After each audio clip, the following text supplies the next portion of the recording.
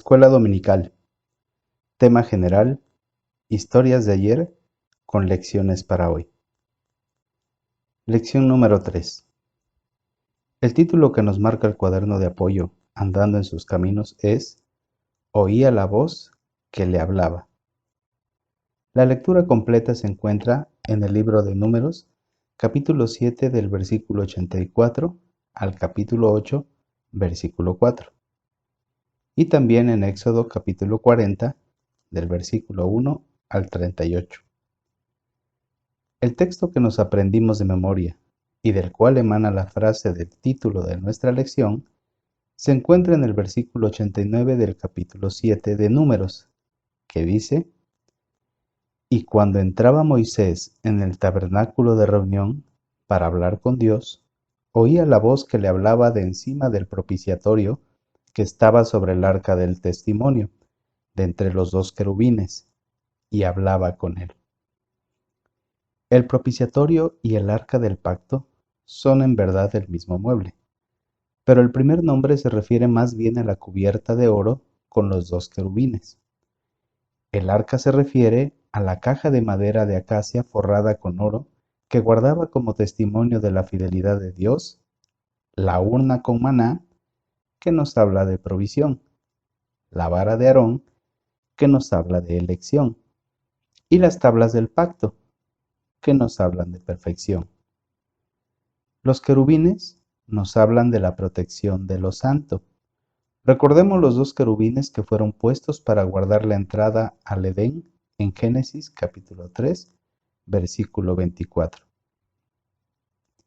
Dios escogió morar entre ellos, nos dice Isaías capítulo 37, versículo 16, porque allí estaba la sangre de la víctima que hizo expiación por el pecado, según Levítico capítulo 16, versículos 14 y 15. Este mueble se encontraba en el lugar santísimo, detrás del velo, dentro del tabernáculo de reunión. Es importante recordar que no cualquiera podía entrar al lugar santísimo, a la presencia de Dios, y hablar con Él. Dios quiere y puede hablarnos hoy, pero lo hará sobre el propiciatorio, es decir, por la sangre de Cristo vertida en el Calvario. Dice Hebreos 10:19, teniendo libertad para entrar en el lugar santísimo por la sangre de Jesucristo. Ya no tenemos restricciones para acercarnos al trono de la gracia para hablar con Dios. Tener libertad para entrar ciertamente es la parte principal, pero no es la única. Falta la decisión de levantarse e ir a ese lugar de intimidad con Él y separar un momento para hacerlo. Analicemos nuestra vida. ¿Hemos hecho esta decisión? ¿Y qué tiempo apartamos para permanecer en este lugar santísimo? También, conscientes de que tenemos libertad para entrar, pensemos en las siguientes preguntas. La primera: ¿qué significa para mí el lugar santísimo? Para el hebreo, era el cuarto de más adentro, tanto en el tabernáculo en el desierto como en el templo en Jerusalén. A este lugar solo podía entrar el sumo sacerdote, según Hebreos 9, del 3 al 8, y tenía que entrar con sangre de una víctima inocente en una mano e incensario encendido en la otra, según Levítico 16:12. Era el lugar desde donde Dios había elegido hablar con su pueblo, pues, aunque está en todo lugar, es aquí donde deseaba tener comunión con los suyos. Este significado permanece hasta hoy. El lugar santísimo es el lugar donde Dios desea que yo goce de su comunión, y todo esto gracias a la sangre derramada de Cristo. Segunda pregunta: ¿mi libertad para entrar y escuchar su voz, cuánto costó? El velo que impedía la entrada fue rasgado de arriba abajo, Mateo 27:51, cuando el Señor dio su vida en la cruz del Calvario, significando que la libertad para entrar se nos había concedido. Por eso el versículo citado señala, teniendo libertad para entrar por la sangre de Jesucristo. Este fue el costo de mi libertad para entrar. Por tanto, debo examinarme para ver cuánto valoro y disfruto el estar allí con Él y cuánto tiempo paso en tan selecto lugar. Tercera pregunta. Si decido entrar, ¿qué debo hacer? El texto completo de la frase citada es la siguiente. Así que, hermanos, teniendo libertad para entrar en el lugar santísimo por la sangre de Jesucristo, por el camino nuevo y vivo que Él nos abrió a través del velo, esto es, de su carne, y teniendo un gran sacerdote sobre la casa de Dios, acerquémonos con corazón sincero, en plena certidumbre de fe, purificados los corazones de mala conciencia y lavados los cuerpos con agua pura. Hebreos capítulo 10, versículos 19 al 22. Aquí Dios me dice que necesito examinar los motivos de mi corazón que me llevan a buscar la entrada, que debo utilizar el camino que fue abierto, que necesito plena certidumbre de fe, pues sin fe es imposible agradar a Dios, y también que debo acercarme sin mala conciencia, esto es, pecados no confesados, y además, habiendo lavado mi cuerpo de toda contaminación, esto es, deseos y anhelos que, si no los destierro de mi mente, pueden debilitar mi fe y manchar mi testimonio.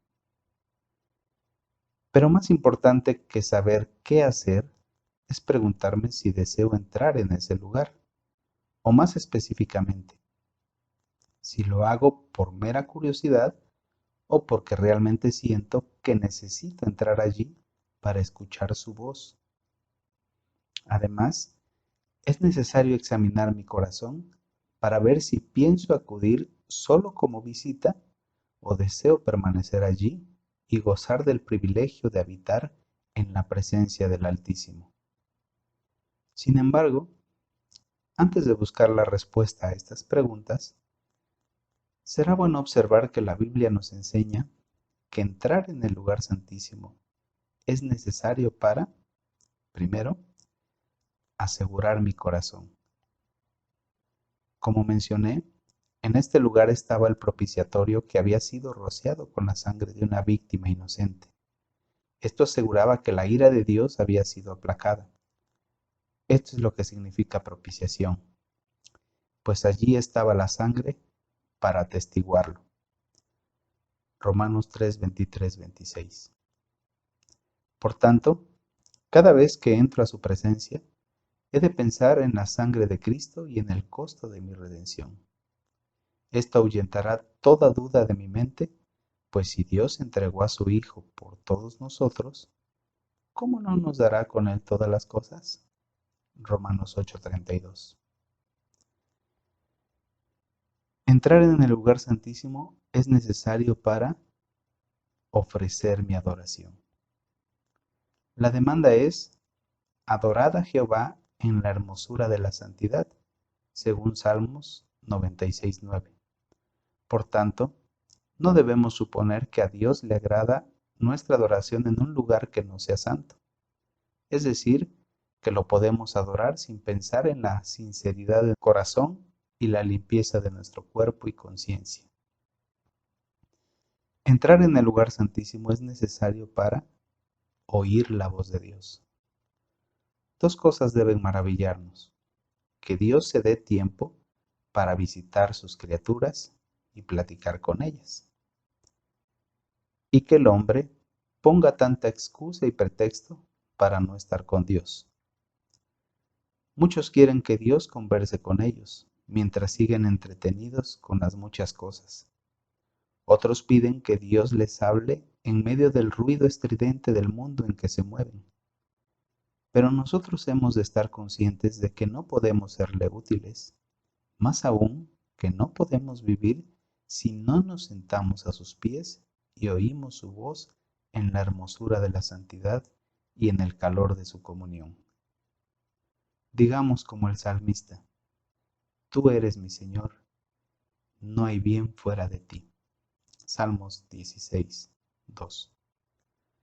Todo esto nos debe llevar a pensar que si tenemos esa libertad para entrar, ¿qué sentirá el Señor Jesús cuando la desaprovechamos o la tenemos en poco? Si Dios abrió ese camino nuevo y vivo, es porque necesitamos estar con Él para después ser enviados por Él a servir.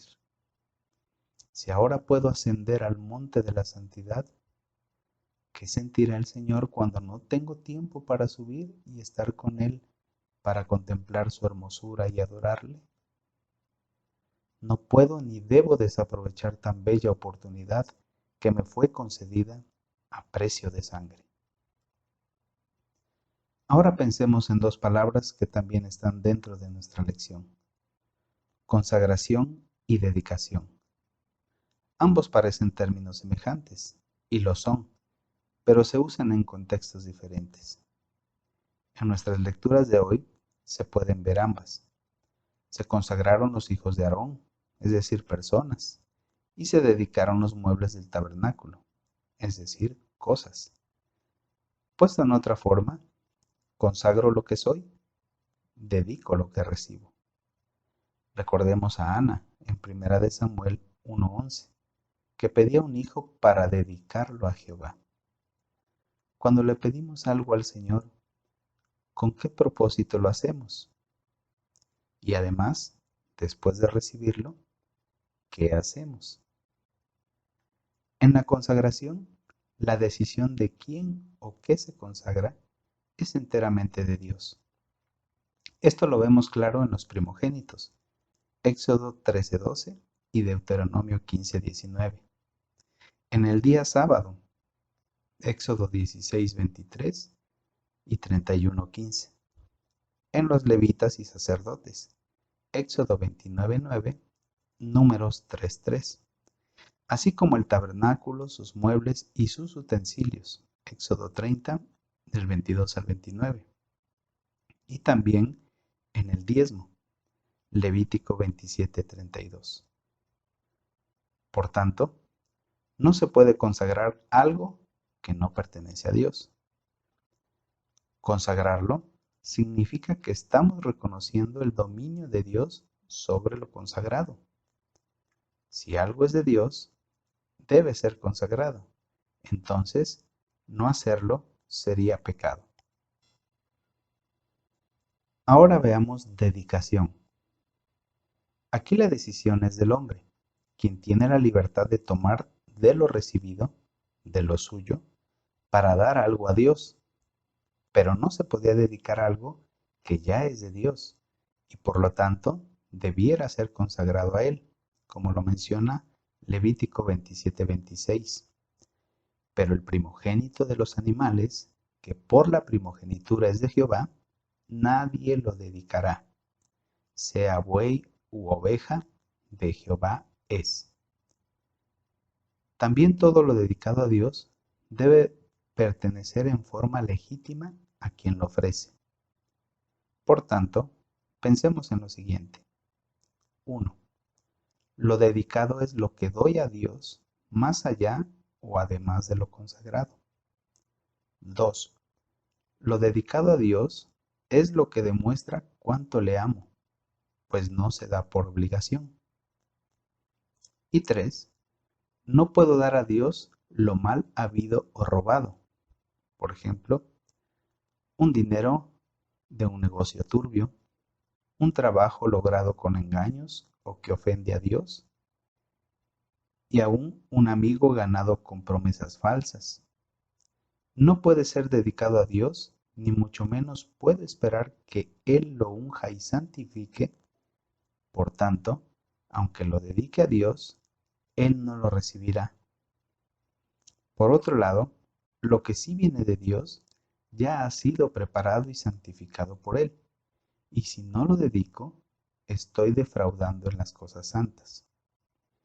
Tengo un cuerpo, una conciencia y un corazón ungido y santificado en la sangre de Cristo, pero Dios no lo usará hasta que yo los dedique a su servicio.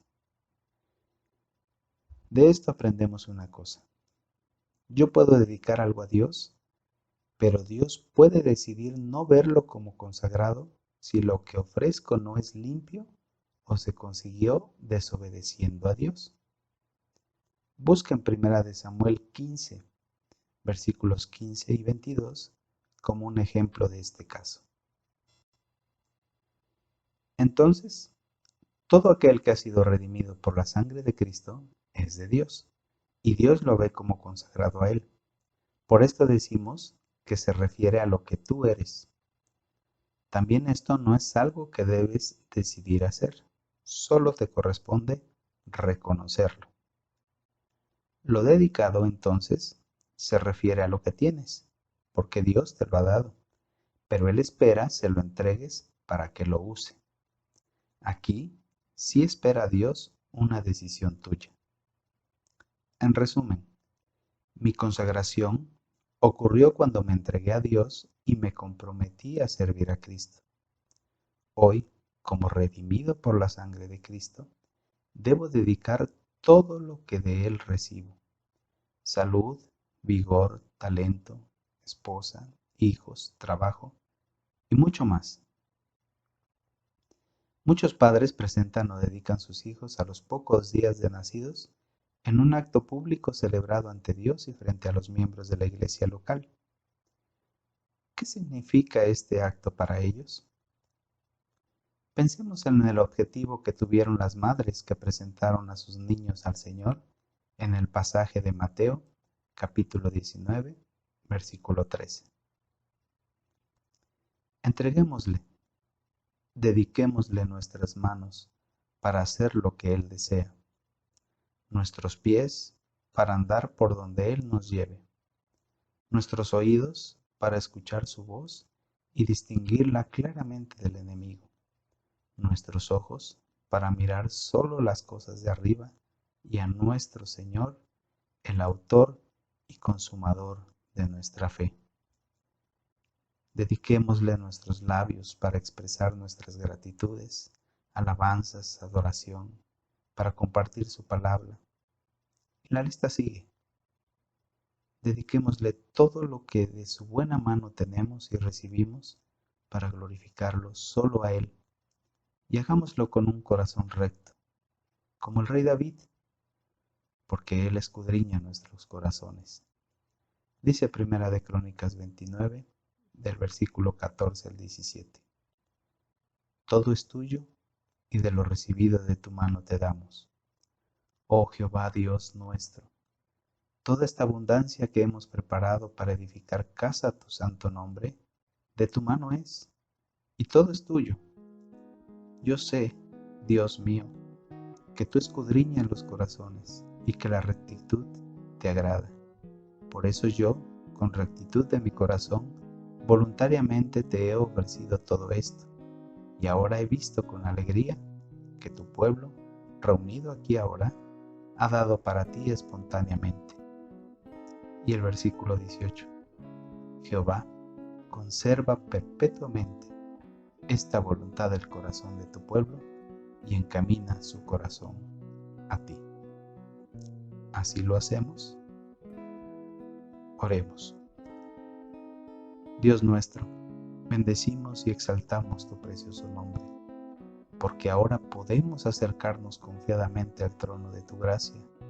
Podemos entrar libremente a tu presencia gracias a la sangre preciosa de tu Hijo Jesucristo, derramada en la cruz del Calvario, que nos ha redimido y nos ha consagrado para ti. Te pertenecemos y por esto es justo que te ofrezcamos cada día nuestro ser. Te dediquemos todo lo que somos y todo lo que te demos, pues es el amor de Cristo que nos constriñe, que nos motiva a hacerlo. Señor, que tu voluntad sea hecha en nosotros de tal manera que recibas de ella fruto abundante y toda gloria y honra eternamente y para siempre. Ese es nuestro deseo y compromiso. Séllalo cada día en nuestra vida. Lo rogamos en el nombre del Señor Jesús. Amén.